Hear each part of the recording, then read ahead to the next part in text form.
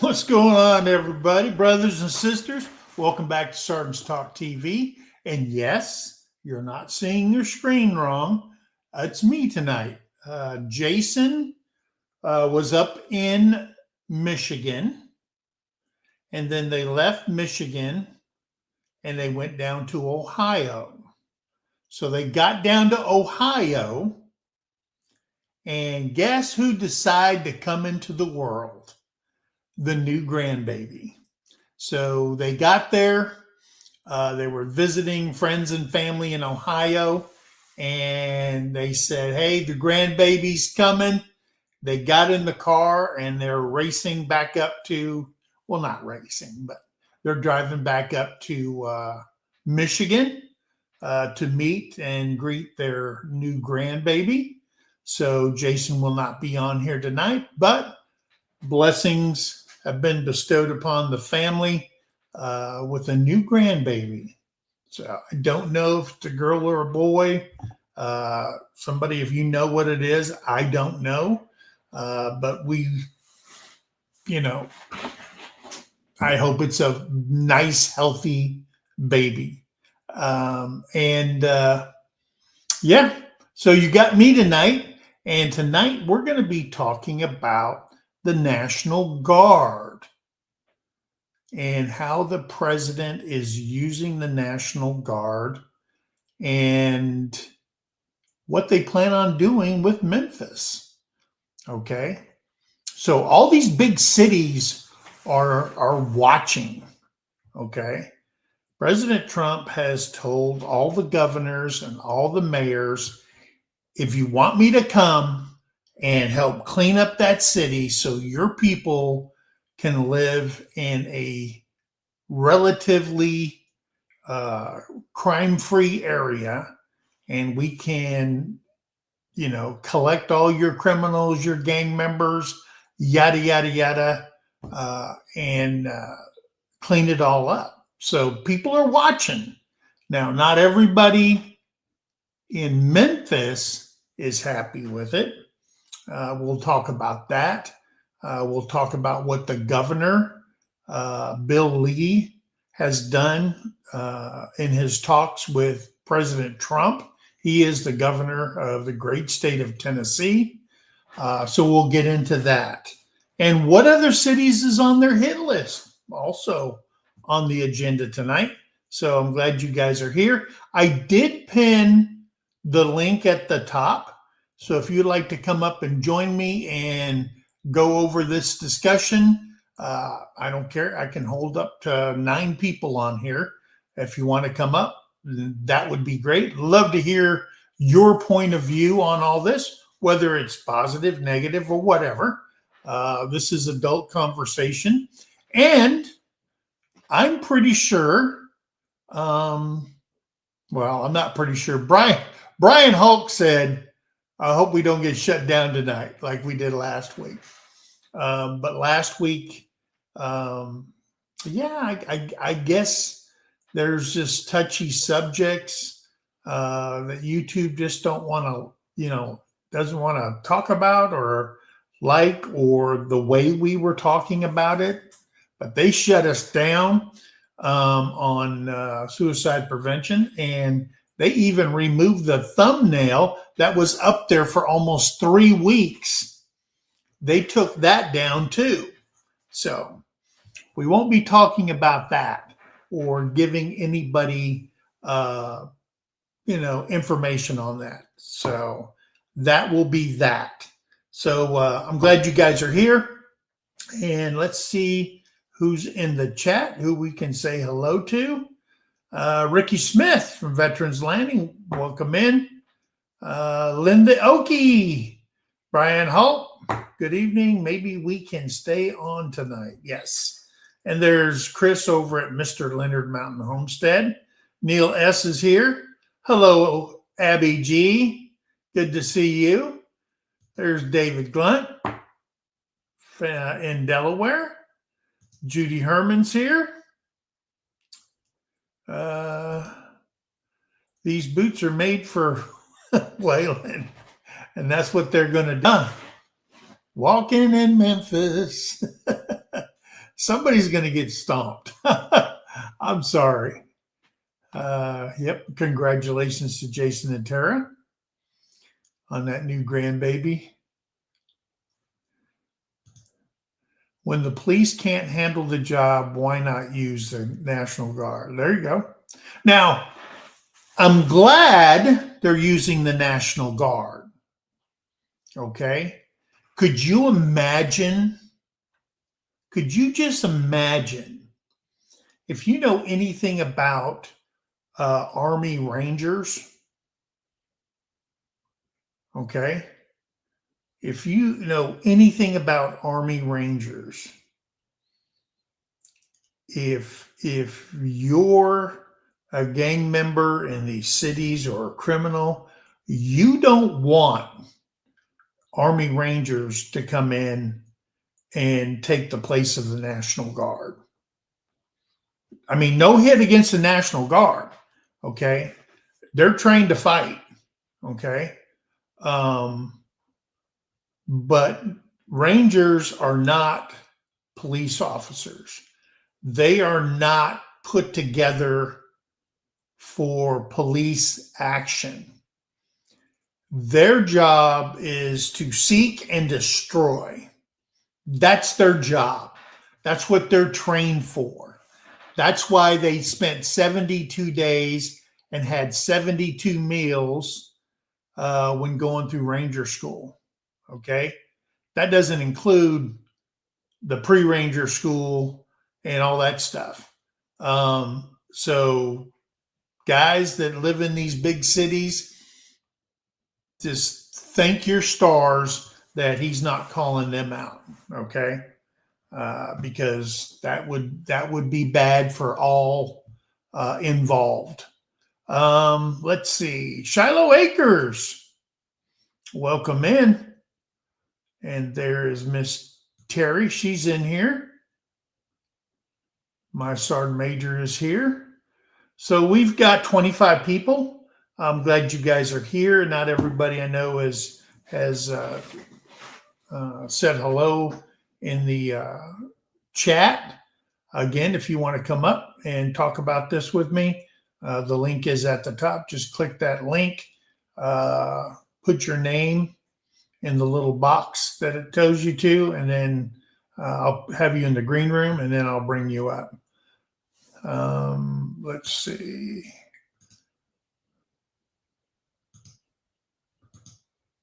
Nothing against police officers, but there are a lot more criminals than police. Oh, no doubt. There is like 150,000 gang members just in Chicago. Okay. There's probably more than that. There's 100 gangs that are on the police watch list just in Memphis. 100. Okay. And there's probably more. There's probably support elements to those. And now we're not talking about, bike gangs and stuff like that. We're talking about inner city, hard rolling gang members. Okay. And their job is for them to survive and not you. Okay. And that doesn't include all the guys or all the gals that do or perpetrate crimes within the city that's not affiliated with one of these gangs.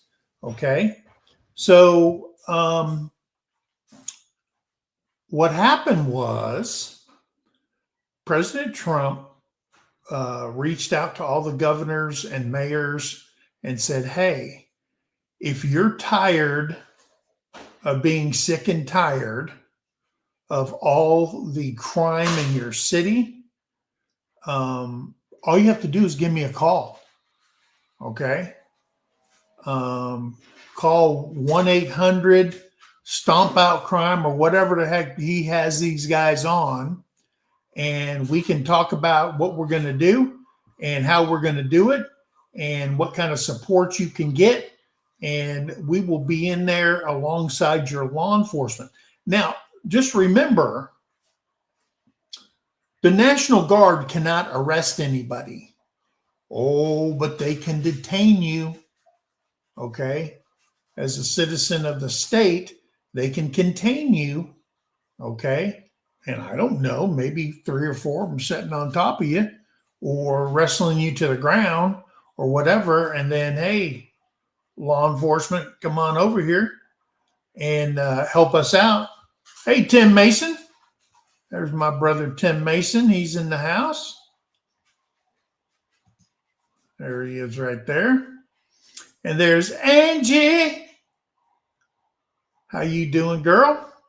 My favorite VA nurse. There's Debbie Droth. Oh, that was Neil S. Debbie Droth. It jumped just when I was clicking. Neil S. says, know a bunch of vets that are tired of the BS and would love to help. Yeah. I'm telling you, the number of police that were released during the Biden administration, and because of funding, the number of police that left these cities because they said, hey, I swore an oath to uphold the law, and all you're doing is the opposite. Okay. We're seeing judges getting arrested, or all kinds of stuff because they're not doing what they were put in office for. Okay. And I'm going to tell you, there's got to be a law put in place where when things like judges hiding criminals and letting them go and stuff like that, there's got to be a place that, I mean, you've got to throw them out of office because a federal judge is a government employee. So I thought, right? They're government employees. And I know the government has in place a way that you can fire somebody, all right, for incompetence, all right, for not following rules, regulations, and laws. You can be thrown out of your job. And I don't understand why they're not applying that to the federal jobs. Or is there a thing inside when you become a judge, you're untouchable? That shouldn't be the case in any job. It's not the case as being president, the highest office in the land. They can impeach you, okay, over made up stuff. If they can do it over made up stuff, because they've already proven it wrong. You know, all that was made up. And those senators are still in place. And oh, by the way, President Biden pardoned them. Why did he need to pardon them if it was all true? Somebody tell me that. Okay. Hey, Ray Castile, welcome in. And there's Barbara Castile, welcome in. Yep, Jason's not here because he has a brand new grandbaby. It's fresh out the box. All right. Criminals. Hey, there's our flippin' farmstead. Hello, Don, my favorite female Marine. Hog Wild. I remember in the 70s and the 80s in Memphis, I felt safe downtown. Now I avoid the procrastinated doctor's appointments and trips unless I have no choice. Yeah. Take an Uber. Yeah, you're right. Terry and I and Tim and Dana, we were in downtown Memphis, and it is not the same looking city that I remember back in the 70s. Because I've been to Memphis in the 70s. I remember when Elvis died, my aunt and a bunch of other ladies, they all drove up in the somebody's station wagon when Elvis died, and we went up to Memphis before, and it's not the same. It is not the same. Now, it is a very beautiful place, all the suburbs outside of the city of Memphis. Okay. Tennessee is a beautiful state until you get into Shelby County, and then you've got this big toilet that they call Memphis. Okay. Now, you may be from Memphis, and but you do have a lot of problems in Memphis. When you turn on the news, and it's like a half hour of who killed who, and who robbed what, and which businesses got burned down, and windows smashed, and smash and grabs are happening, and all kinds of stuff. Yeah, it's a problem, and that's why people generally buy homes outside the city of these big cities. Okay, because they don't want to live down there where all the criminal element is. And I like Memphis. It's exciting to go down on Beale Street. It's exciting to go to the Pyramid, Bass Pro Shop, and stuff like that. But yeah, who wants to live in that? I mean, the thing is you see a lot of Black Americans on the news holding up signs and saying, "Trump, please come to Chicago." I mean, they're tired of it. Okay, they're tired of it. Everybody in Chicago, and then you've got those little do-gooders. Oh, you can't do this because Trump's doing something, and I don't care what he's going to do. They're going to petition against it because it came from Trump. Even though Obama was the deporter in chief of over 3 million illegal aliens. No, did you hear anything? Did you see protests? No. But this is the playbook, guys. This is the playbook. All right. Yeah, the auto pen pardons. Yeah. Yep. Hey, back to good. Welcome in.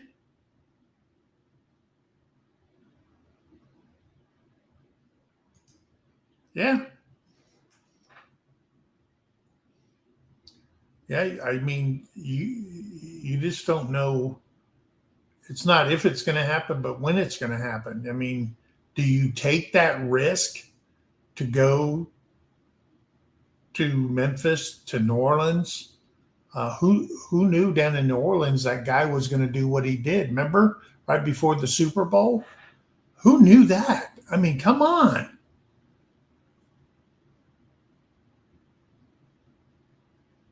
Yeah. 573 homicides in Chicago last year. And they said, we only have 263 this year. The year ain't over. Okay?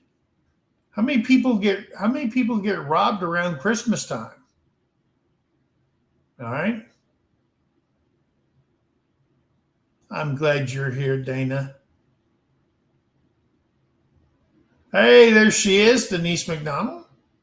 Welcome in. And she's a police officer in the military also, like myself.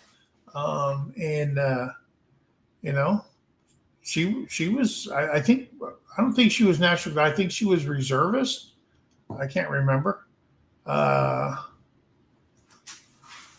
Criminals aren't afraid of the police because they get arrested and they won't do much. Well, yeah, a cop can arrest you,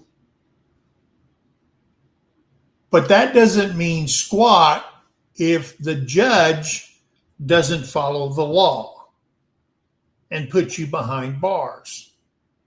Okay? You can't commit all these felonies and, you're put on probation and, wear this ankle monitor. I mean, come on, an ankle monitor? You just cut that off and throw it in the trash, throw it in a moving trash truck, and now they got to find you. Okay. Or do they even spend the time to find you because you're living in an area the cops won't come until after the crime has been committed? And that's what the cops are doing. My mayor don't care about me. The councilmen don't care about me. So why should I go there with a big red S on my chest and try to stop a crime and get shot to support these yahoos? So most of them come after the crime, and when the body bag needs to be zipped up, and when the hearse or the coroner has to take them away, that's what people are living in. And who wants to live like that? Okay, and that's why cops are leaving the big cities and getting jobs in smaller towns and stuff like that, or in cities where their mayor actually does their job and cares about the citizens. Because remember, the needs of the many outweigh the needs of the few or the one. Okay? So that's why people are leaving. That's why there's such a big exodus out of California, out of New York, out of Chicago. They're finding jobs somewhere else and getting the heck out. All right? Let's see.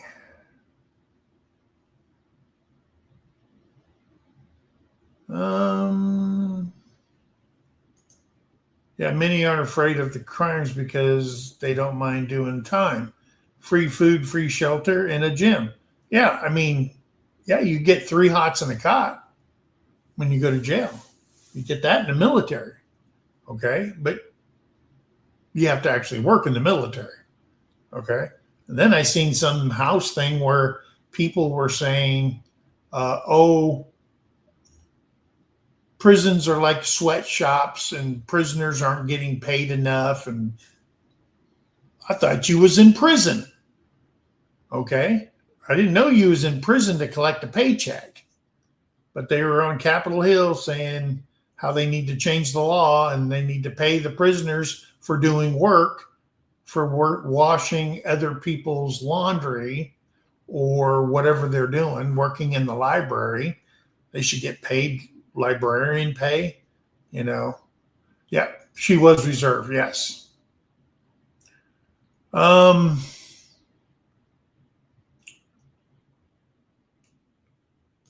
You are not the only female Marine I know. Okay? But you are my favorite. Now, my daughter, Brittany, is my favorite daughter. She is the only one I have. Okay? But I know a few female Marines. Exactly. I like I mentioned in your morning talk, Mike, it's been over 20 years since I was in Chicago. It used to be an awesome place to visit and was only 5 hours away from me. Yeah.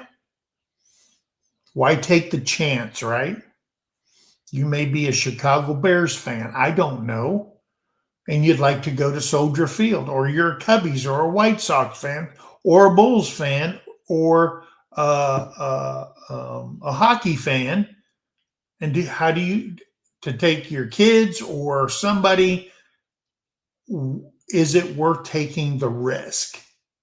Okay, that's what you have to weigh out now. Not, hey, do we got enough money and this and that and blah blah. No, it's, do I take a chance of dying or somebody in my family dying by going into Chicago, going into Memphis, going into New Orleans, okay, going into New York, okay. They all have great places to visit, you know, but is it worth the risk? And that's what you got to ask yourself. All right. A police officer can arrest them, take them, book them, and they're on the street again. Yeah, exactly. So why should I do all this paperwork when it's less paperwork if they're dead? Dead. Okay.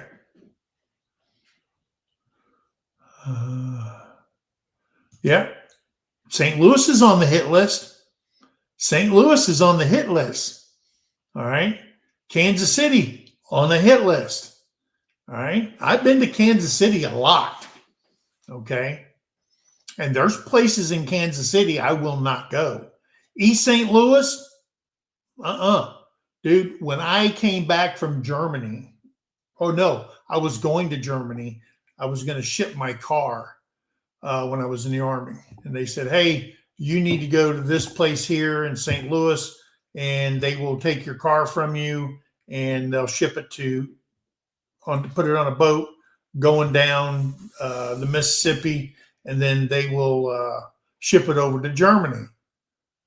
Guys, it's in East St. Louis, Granite City. I was scared shitless. Trust me. I went into a McDonald's, and man, if looks could kill,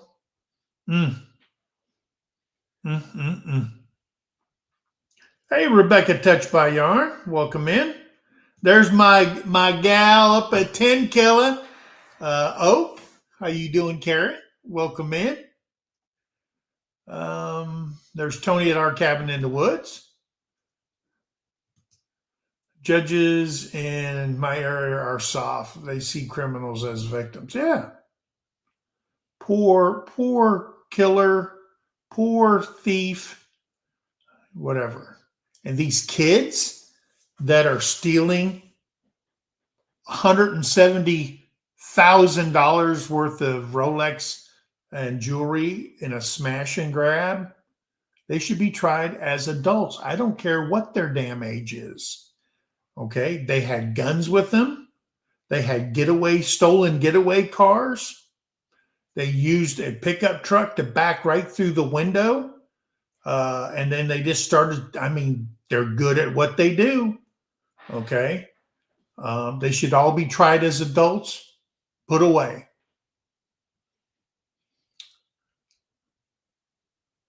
Yeah. Yeah. No mo. And rightfully so.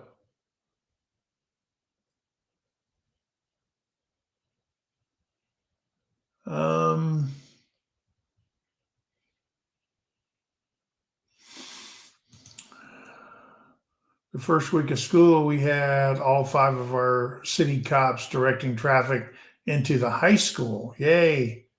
And we're a little city. Yeah.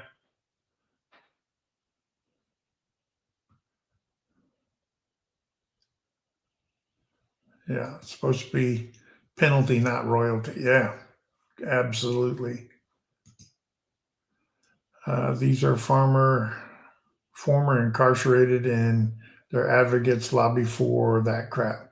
My union is constantly lobbying against them. Yeah.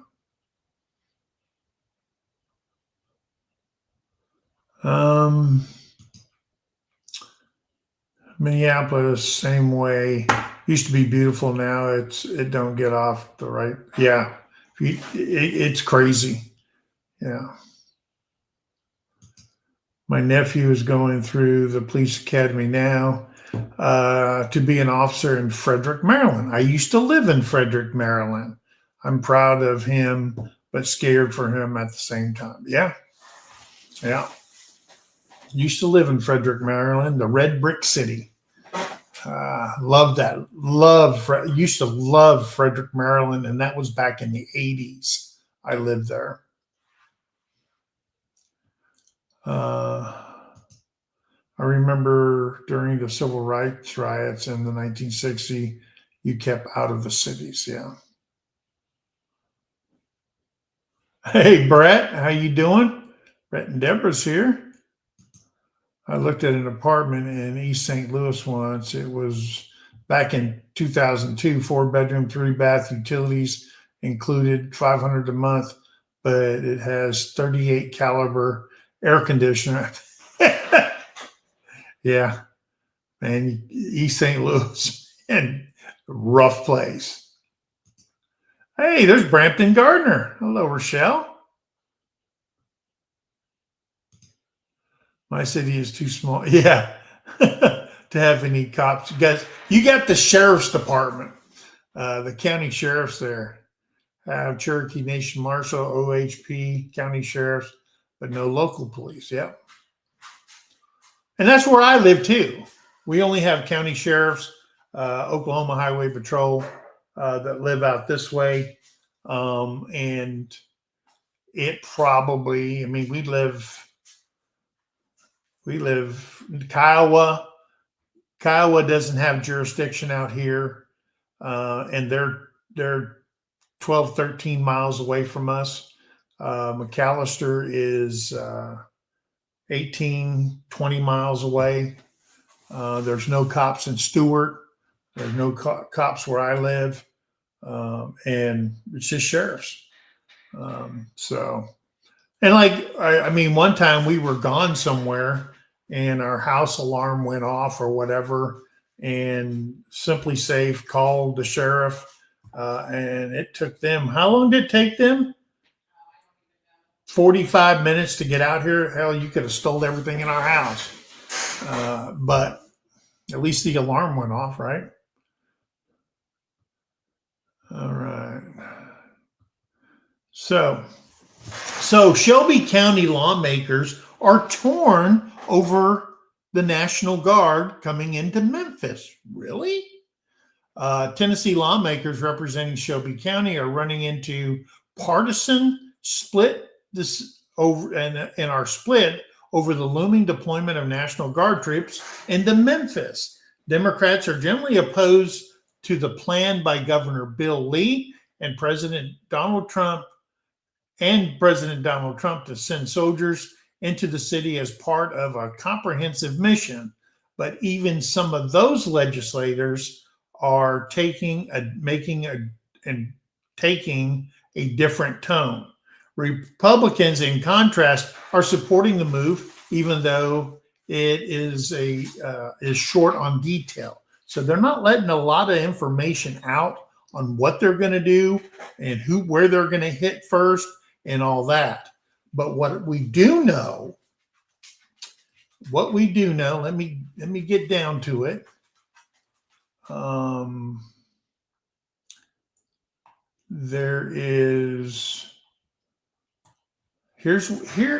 is what Donald Trump has got lined up for Memphis. The effort will include National Guard, as well as FBI, ATF, DEA, ICE, Homeland Security Investigations, and the U.S. Marshal are all heading to Memphis to augment the Memphis Police Department. Okay? Didn't give numbers. They probably won't. Okay? They probably won't. And it's going to get ugly before it gets better. Trust me. I'm watching all these videos of all these thugs, don't come in ours and blah, blah, blah. We got this and we got that. Okay, that's fine. All right, that's fine.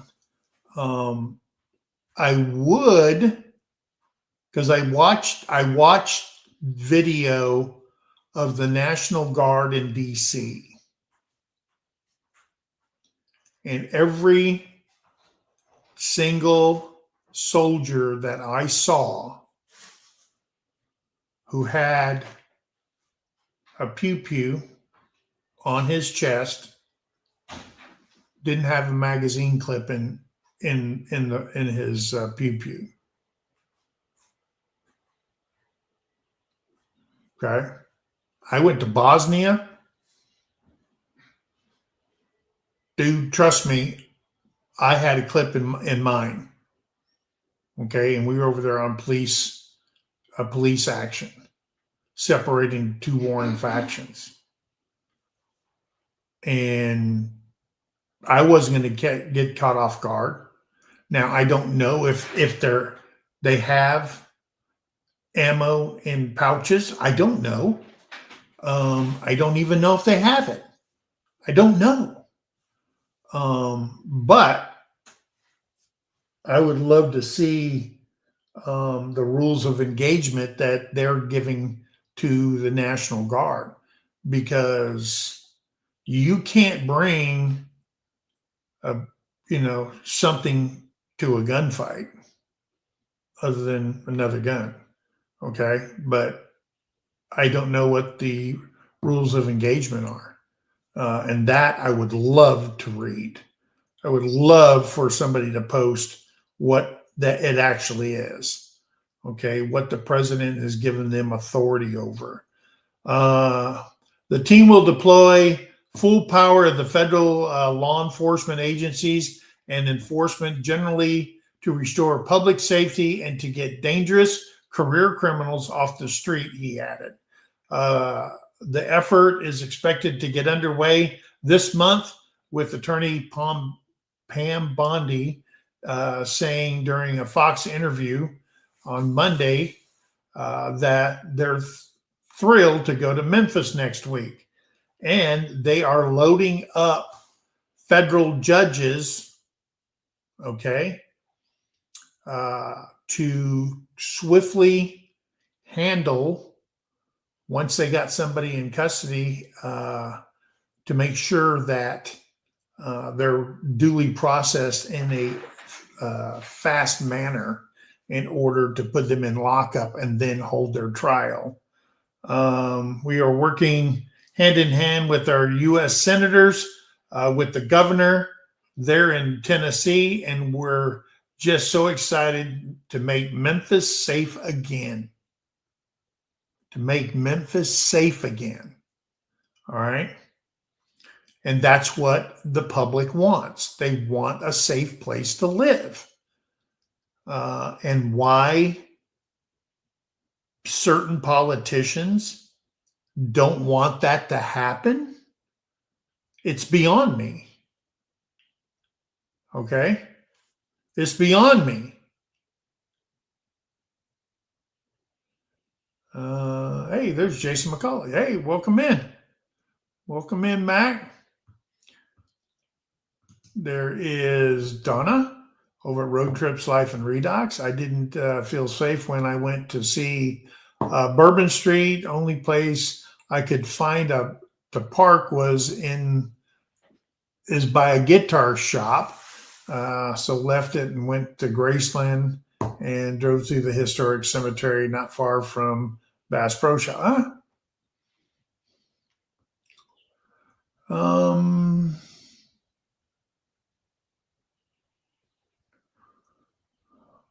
Little concerned about these being distractions, though.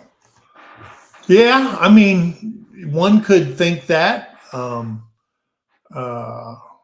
don't know which side that you mean, sending the troops in or the council people, or what do they call them? People who represent certain parts of the city. Anyway, I just don't understand why you wouldn't want your city to be safe. I don't get it. And if you live in Memphis and you're voting for these jackwagons to stop you from living a safe life, why are you still voting for them? Okay. It just doesn't make sense. Just doesn't make sense. Same butt nugget. I want to see the E5. I also want to know more about Kirk. Something I feel like the policing of citizens is only going to provide a false sense of security. Yeah, I mean, it is. Will it return? Do they scurry into the dark places of the city and wait for the police to go away, and then they're right back at what they're doing? Okay. I think part of the problem is the defund the police movement really, really hurt the inner cities more than it hurt anybody else. Okay. And cops going away. And I mean, I remember the story about the cops that were just, I mean, they were brutal in Memphis. It was like their own police gang. And they were just beating the crap out of criminals, and they all lost their jobs. Some of them went to jail because, oh, yeah, you beat up a criminal. Okay. Known criminals. But and it doesn't help. I mean, who started this whole Nazi and fascist and all that stuff? Well, Hillary Clinton did. If you remember the debates and her running for office, she started all that. And they picked up on it. All right. And if you do anything that they don't like, you're a Nazi, you're a fascist, whatever. And so they put that label on you, and then they started canceling people, in the public eye that didn't think the same way they thought. Okay. You couldn't talk about, if you were a movie star, your religious side or anything like that, or speak against, then you wouldn't get jobs. Okay. They were canceling people out, canceling businesses out because you weren't doing what they wanted. And that's wrong. All right. And again, like I always say, there is a problem with being too free. You need to live by rules and regulations to have a society that actually functions. Okay. You got to. What happens? What if all of a sudden people just said, we've had enough, we're moving out, and there's no people there to badger, to pray against, and stuff like that? Do they move to Tahlequah, Oklahoma? Say, hey, there's right victims all over here. We can make a killing. All right, these podunk country police officers, we can take care of them. I mean, what happens then when the money goes away and there's nobody to badger? Look at all these businesses that are packing up from these big cities and getting the hell out of there. All right. Walmart has a big problem. They're shutting down stores in certain areas that support the Black community, but it's the customers there that are robbing them blind. Just saying. Okay. So, some of the top questions the DOD is receiving. Okay. Can the military assist law enforcement? Is one of the ones, how are you getting away with this? How are you assisting law enforcement by bringing the cops into it? Yeah, a lot of people moving to Florida. And you guys are getting ready, or you've already done it, no property tax if you're a homeowner and a resident of Florida. All right. So it's like prime, want to move there. No state income tax, no property tax. I mean, it'd be a great place. But hurricanes, yeah.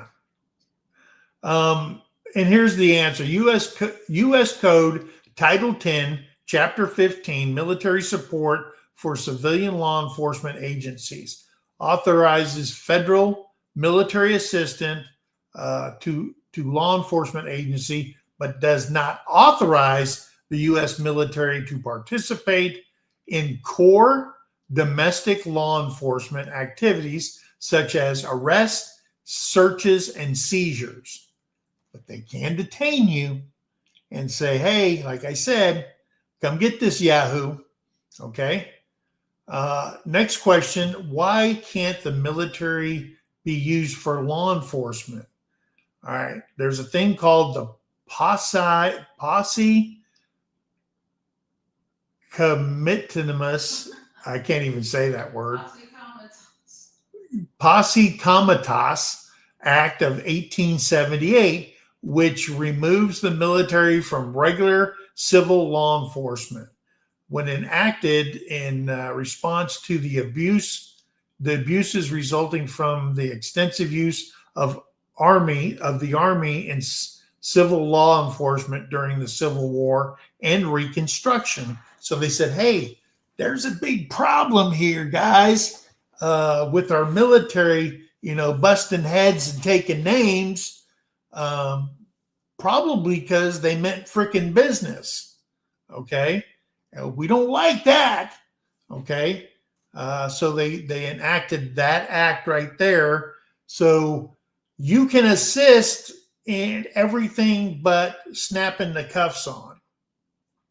Oh, by the way, they do have zip ties, okay, to detain you until the cops can come get you. All right. So there's that. Can the president use the military to enforce laws? Okay. The president may employ the armed forces to restore public order and to enforce the laws of the United States. Hence, that's why we're using them to round up illegal aliens, right? When, as a result of natural disaster, epidemics, or other serious public health emergencies, terrorist act, or incident, or other conditioning threatening the United States and its people. Okay? So, can the president use the Marines without congressional approval? Now, the Marines are special, guys. The Marines are special. And as an Army guy, I love Marines. Because what happens in war is the first people to hit the beach is the Marines. All right? And why do we send the Marines? Because number one, they're crazy. Number two, they like to kill. And they're good shots. Okay? But we send them in there. And when the enemy is ready to reload, then that's when the Army rolls in and starts shooting them with tanks and stuff like that. All right? Order of battle. Order of battle. The Navy shoots them. All right? Watch these war movies, D-Day movies and all that. They start shooting with the big 16-inch guns on those warships. And when they get to a certain point, when they go, holy smoke, what the heck is going on? Then you send in the Marines. And then after the Marines comes the Army. And while all that's going on, you got these Air Force jets and Navy jets flying over, taking out their avenue of retreat. All the bridges, okay, all the military bases, camps, and stuff like that. So by the time the Army rolls in and gets past the Marines, everybody's putting up their hands because we just destroyed everything without putting boots on the ground. Okay, we blow it all up before we put boots on the ground. And that's our philosophy. So how are we going to do that with these cities? We can't go in there and blow them all up. Okay, that wouldn't be nice, right? Can't just go in there and kill American citizens. That wouldn't be nice. All right, but they're sending them in there as a show of force. Okay. Now, don't get me wrong. Don't get me wrong. They're probably, because you got to remember something. National Guard are citizen soldiers. Okay, they're citizen soldiers, and they're from the community in which they serve for, the great state of Tennessee. Okay, they may not be from Memphis or whatever, but they're from Tennessee. So they are citizens of the state. And I'm pretty sure there's a lot of them that are going, man, I'm being ordered to do this. I really don't want to do this. All right. But they have an obligation. And again, you don't have to re-enlist. Okay. And a lot of them are serving because they're getting their college paid for by the state of Tennessee or the state of Illinois. All right. Going into National Guard's got a lot of benefits. Okay. Education wise, family ain't got no money, but I can go into National Guard and they'll pay for my college. All I have to do is give them, a weekend a month or whatever, 2 weeks in the summertime. I'm good to go. Can the president use the Marines without congressional approval? The War Powers Act resolution requires the president to notify Congress within 48 hours of committing armed forces to military action and forbids armed forces from remaining more than 60 days with a further 30-day withdrawal period without congressional authorization for the use of military, or a declaration before they do a declaration of war. So he can commit them, but then he's got to tell them, hey, we're getting ready to ring somebody's bell, and you guys just need to know about it, but we're doing it anyway. Okay.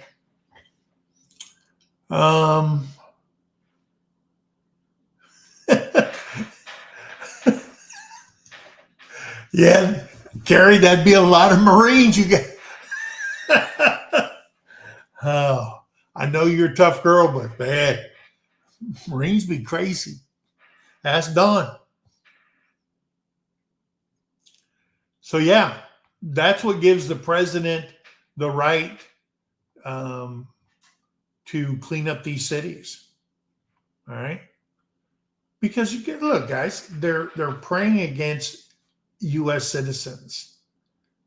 And again, why politicians are playing this game to defend or to stop something that tax-paying citizens are being threatened, being victims. Okay, I probably, if you belong to a big major gang in these big cities, I don't think you're paying taxes. I'm sure they didn't pay taxes on the $170,000 worth of watches and jewelry that they stole in the smash and grab in Chicago. I'm pretty sure. And if I was that store, I wouldn't reopen. I'd be gone. Y'all can kiss, where the sun don't shine. I ain't coming back. So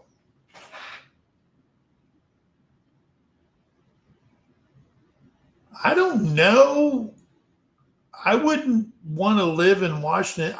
Washington State's a beautiful state, but their politics, they're a bunch of wackadoodles, guys. They're a bunch of wackadoodles.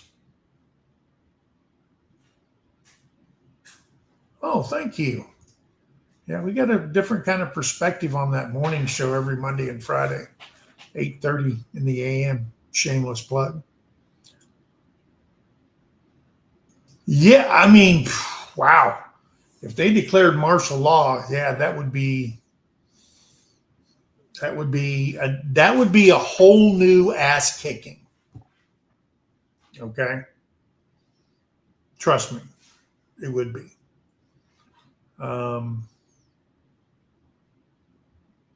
Now, I was only involved in one martial law thing, and we never even left the hangar because I was with the 8th NPs, and they flew us to Africa when Anwar Sadat was assassinated, and we stayed in a hangar, guys. It was the middle of the summer, Africa hot.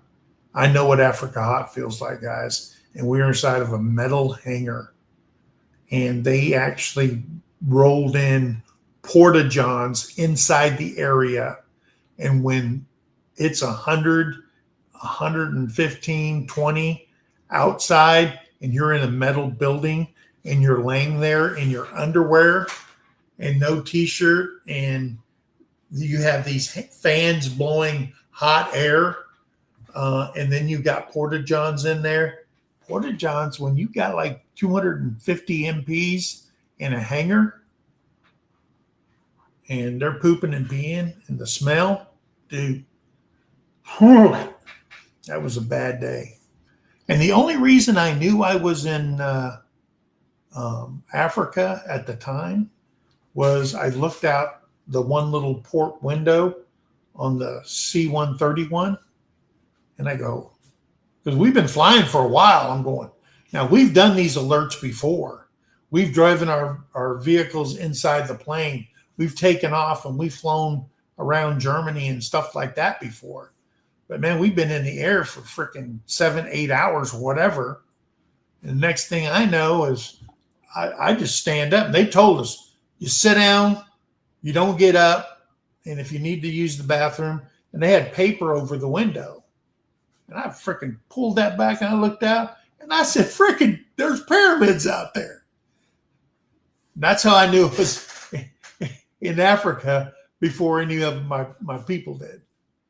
Yeah, it was crazy.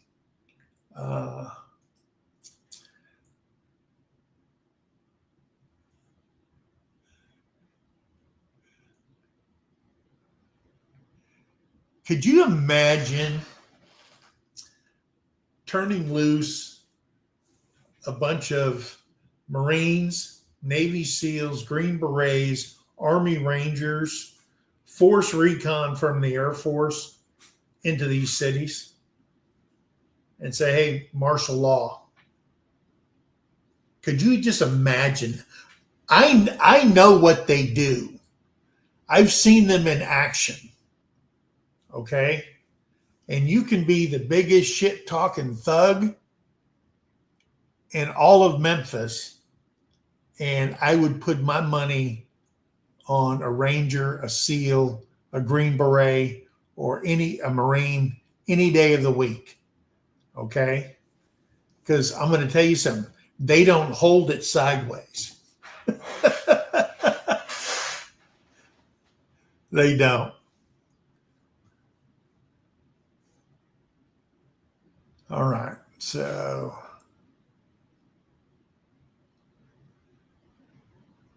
yeah, nobody wants to move to.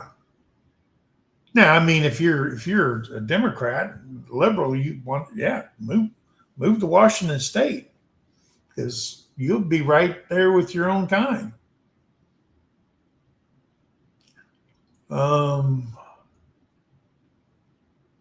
Yeah, Boston.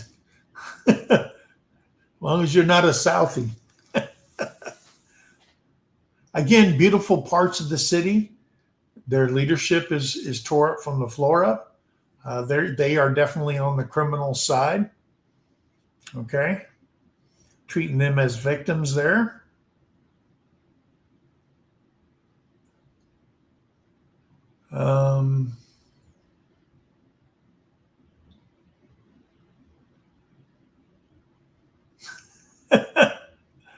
Yeah.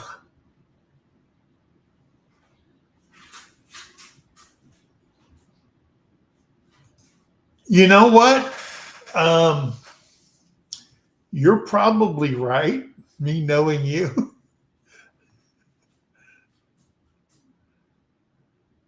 But Kerry, you need an old crusty Marine Command Sergeant Major. Yeah. One that's still in shape, but hardcore to the bone. That's what you need. You need a gunny highway. Clint Eastwood type. You need a gunny highway.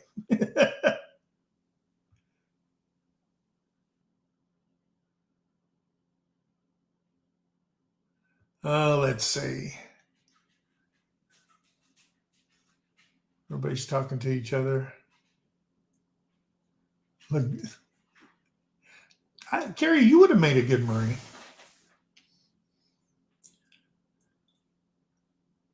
swamp ass. Yeah.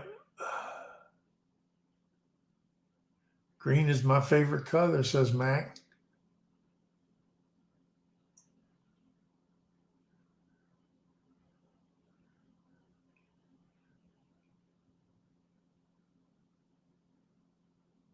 '84. Well, I was there. I was there. Um, I lived 2 streets off of where all the little bars were, and the little man at the end of the street where all the bars and stuff was the medical unit that housed all the guys who had uh, AIDS and different kind of diseases and stuff like that they were using basically as guinea pigs until their time in service was over. There in Frederick, Maryland. I think it was Dietrich. But I lived, if you were heading towards where the base was down that street, I was 2 streets over on the right side behind all that. There's a park over there. I can't remember. It's been so long. But that's where I lived in Frederick, Maryland. Beautiful red brick home. It was a duplex. But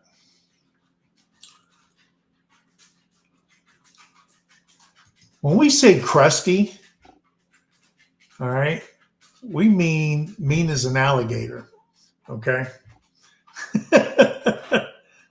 But nice as hell to a woman. There you go. Oak needs a Gran Torino.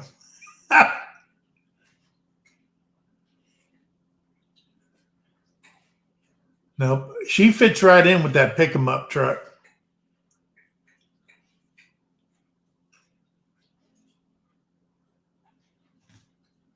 What about the scariest place you can talk about in service? The scariest,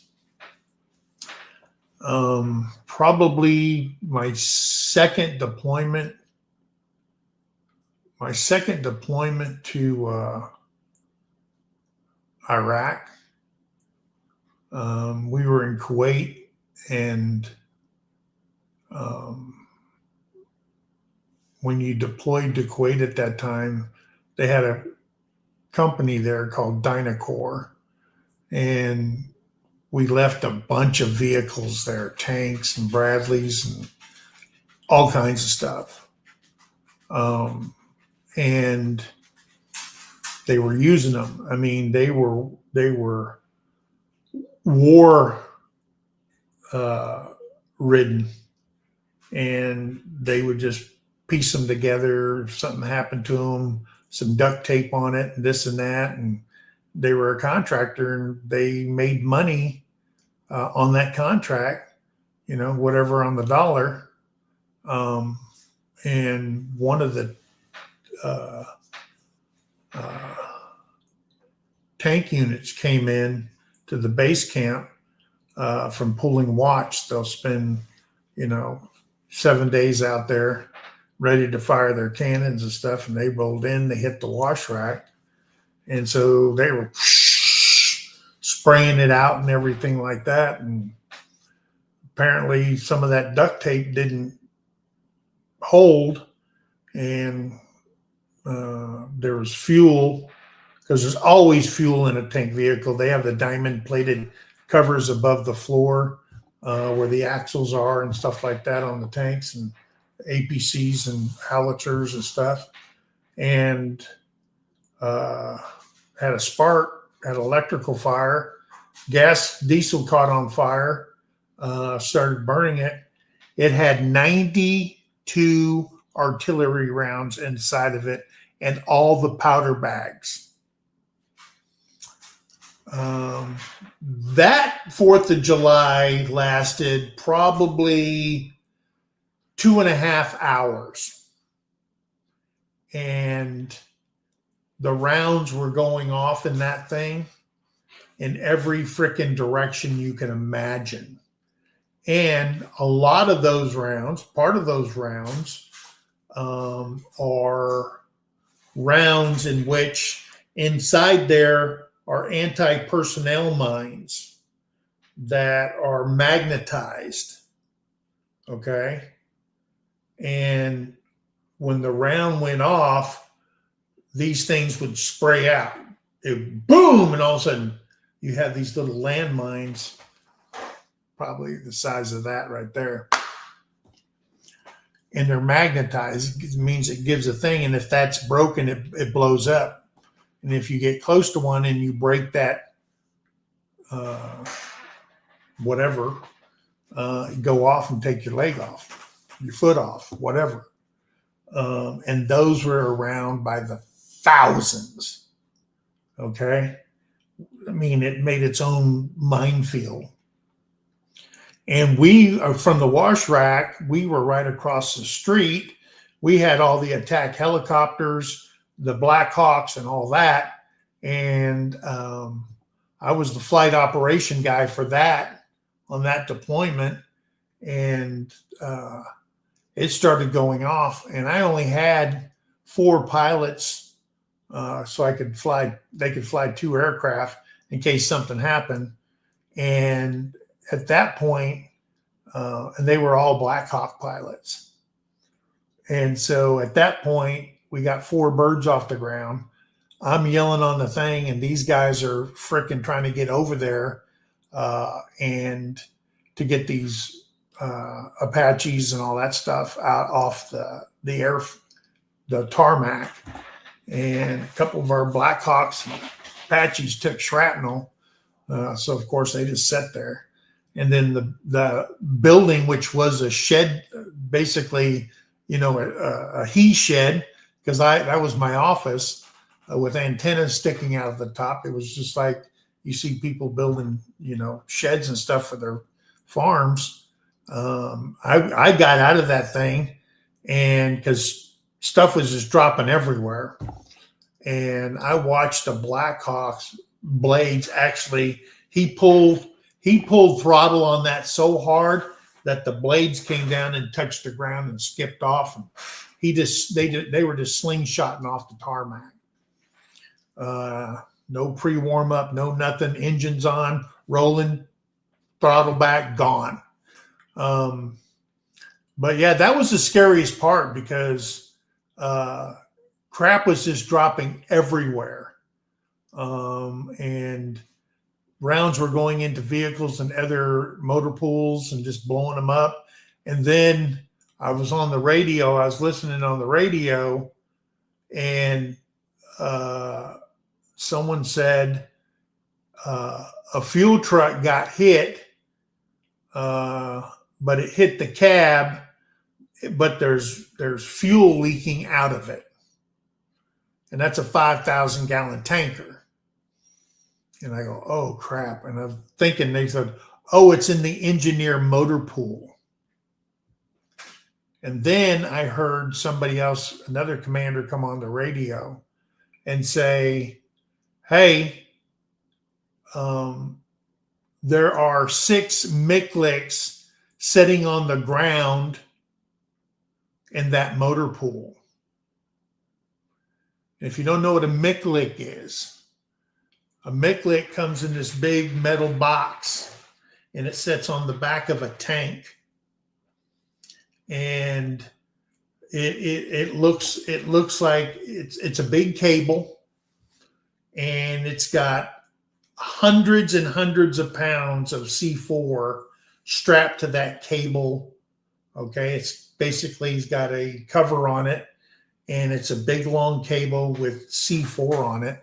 And what they do is they have a launcher that launches, and it takes that cable and it lands over, like if you're going to move somewhere and they've got barbed wire and they've got fighting positions, you shoot that and it makes a football wide surface with nothing alive in it no more. And then the tanks can just drive through. They had those sitting there. So all I heard was the evacuation signal. And that means shit's about to hit the fan hard. Because if those would have blown up and caught on fire or something happened, yeah, it would have took out a lot of people. But that was my scariest moment. Been to Panama, been to Iraq, Kuwait, Saudi Arabia, been to Israel. I've been to Poland when they first came into NATO. I've been, huh? Now that you've told the story, she asked where you lived. What was the scariest place where you lived? Oh, the scariest where I lived. I'm sorry. I know that was a good story. This is Sergeant's Talk TV. I was talking about some military stuff. Okay. The scariest place I've ever lived was in DC. It was in DC, because before I moved to Frederick, Maryland, I lived in DC, on the edge of Arlington, between Arlington and DC, in a small studio apartment before my family flew over, and we moved and I got housing. I lived in a real shithole, but that was probably, and I didn't like being stationed in DC. Didn't like the traffic. Didn't like the you have to watch where you go and who you are with. I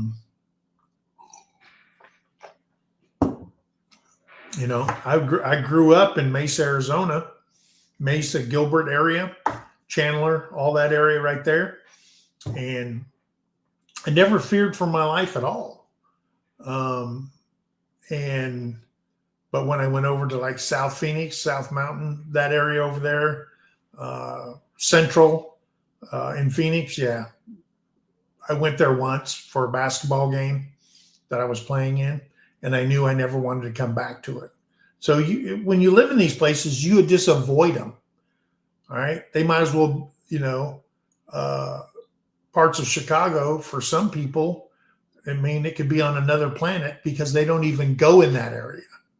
It's not until they said, hey, there's greener pastures over there in Arlington Heights, or, let's go down to Cicero and mess some people up and steal stuff.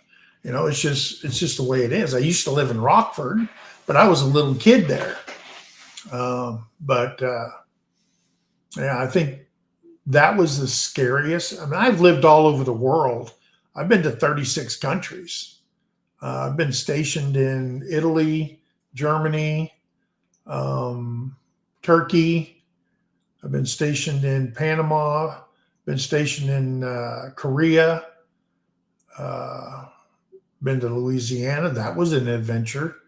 That's a different kind of scared. That's a whole new scared.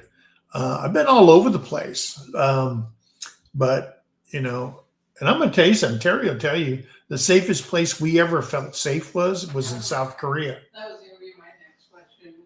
What was the safest? The safest place I've ever lived in my life was South Korea.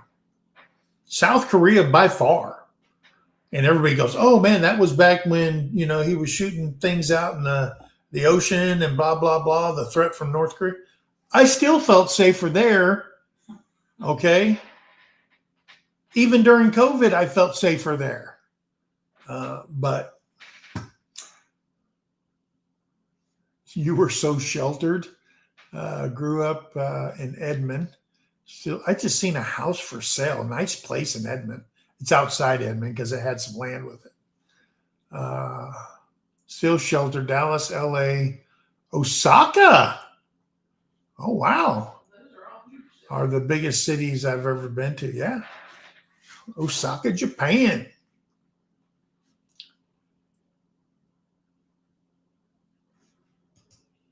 Yeah, I was never stationed in a goat, but I was in Turkey. I was stationed in a turkey Yeah. Yeah. So, guys, if you feel one way or another about using the National Guard to support as a support element for law enforcement, okay, who knows? They might have National Guard driving the paddy wagons, okay, processing people so the cops can actually do their job. And I don't think they're just sending, let's just send 100 people to there to support them. I think it's going to be in the thousands. Because if you got 100 gangs in a town, a couple of hundred ain't going to do squat. Okay. So keep your eyes out. Watch the show. Okay. See what happens. All right.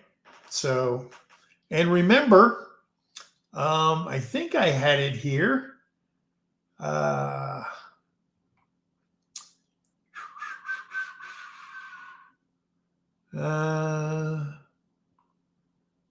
had a list.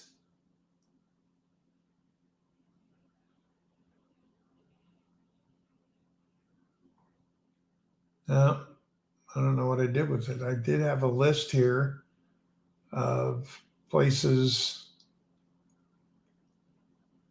that they're going to be going to. Local police, representatives,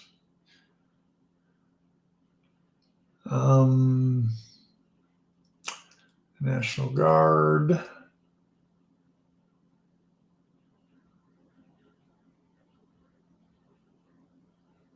Yeah. Trump also said Monday that St. Louis is among the cities that are on his hit list as part of his initiative, a federal crackdown on crime. Also, Chicago, St. Louis, New Orleans are on the hit list. Okay? Because the governor of Louisiana has reached out to the president and said, hey, the governor of Missouri has reached out to the president and said, hey, all right, just like Lee did, Governor Lee in Tennessee, and he's more than happy to oblige and to help. Okay. So, guys, I hope everybody has a great week. Keep your eyes and see what happens. Next week, we have an open mic. Nobody wanted to come up tonight, but we put the link up there in case you wanted to. But next week, we'll have an open mic. I'm sure we'll be talking about Charlie, things that we've seen on the news, what's going on in Memphis and Chicago and stuff like that. We'll be talking about all that and how the military is involved and what they're doing. And that's what I'm going to pay attention to. What is our military doing? Okay. And I don't just look and take the news just from Fox and stuff like that. I get online and I look at the AP. I look at what is NBC saying, what's ABC saying, so on and so forth. Now, I'll tell you what, I don't watch CNN, never will. MSNBC, all right, they might as well go away. And I just can't believe they're still in business. But it is what it is. Guys, hope you remember Jason has a new grandbaby. So please go over there and check out his channel. Take a video of theirs and say congratulations on there to support the new baby in the family. So, guys, I want to thank you for coming in. Remember, be kind to one another. Help somebody in need. And always think of that. Guys, we love you. God bless you. We'll see you on the next video. Bye, guys. Yes, thank everybody that served. Yes. Love you guys.